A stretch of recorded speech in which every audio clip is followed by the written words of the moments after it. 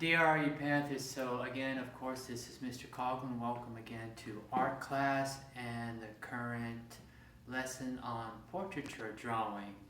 In this short video, we're going to prepare our studio or setting, that is the place that we will be drawing the model in. You are welcome to draw your model in your living room, your kitchen, your patio, or some other area of your home where you and your model, which is of course known as your subject, are going to be located. Now by this time, if you have watched the other video, and you should have, which by the way, you shouldn't be moving forward to this video before you see the previous video, but in the previous video I speak about having a sketchbook, so you should have that by this time. This is my sketchbook. Okay, I've showed that to you before. If you don't have that, some loose leaf paper will work just fine. This is 12 by 18. You can always get a ring binder sketchbook. I love this one. I use it a lot for drawing animals and cars and buildings and people. And if you feel very ambitious and interested in the assignment, you are very much welcome to get a canvas. This is a cotton stretched canvas, meaning on the back there's some wood and it's stretched over the wood. So you can use any of these materials. This is not required, just your sketchbook is required, so keep that in mind. You do not have to ask your parents to buy you this. If they do, okay, they do when you're in really good shape. As for me, I will be working in a large format. This is about 3 feet by 4 feet canvas, and it's oriented in what's known as a portraiture orientation. That means rather than a landscape would be if I turn the canvas this way, I would be drawing or painting the landscape, but rather than that, it's a portrait landscape. The subject, who is going to be arriving soon, and I'm pretty excited about that, is going to be sitting in a chair over here. Next to the chair there are some windows, and the reason I have the chair next to the windows is so the light comes from one direction onto the model's face, the subject's face, and it illuminates a side of his face, and the other side of his face is someone in shadow. So in the next video, here's what we're going to be doing. We are going to be very lightly sketching in the general proportions of the model. My model's, I should say subject, the model's head is going to be about this big on the canvas, subject.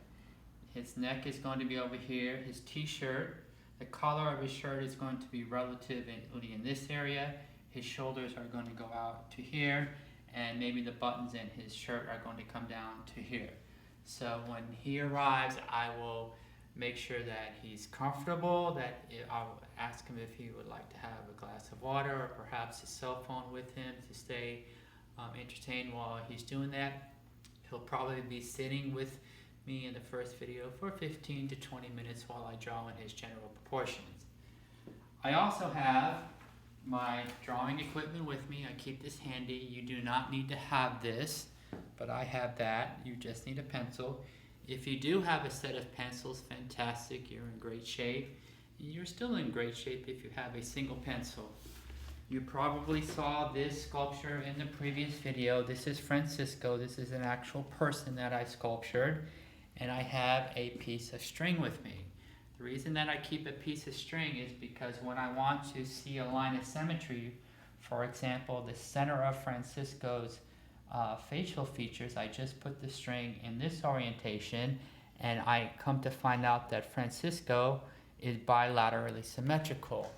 Bilaterally symmetrical means this: bi meaning two, lateral meaning sides, symmetrical meaning the same. Two sides the same, bilaterally symmetrical. I also at sometimes want to know where the line of the pupils on Francisco's face are.